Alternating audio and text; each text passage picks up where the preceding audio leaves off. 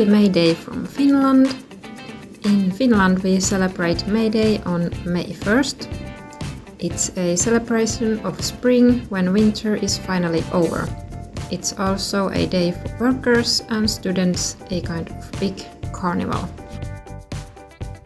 The tradition comes from old spring celebrations, workers' rights and student traditions.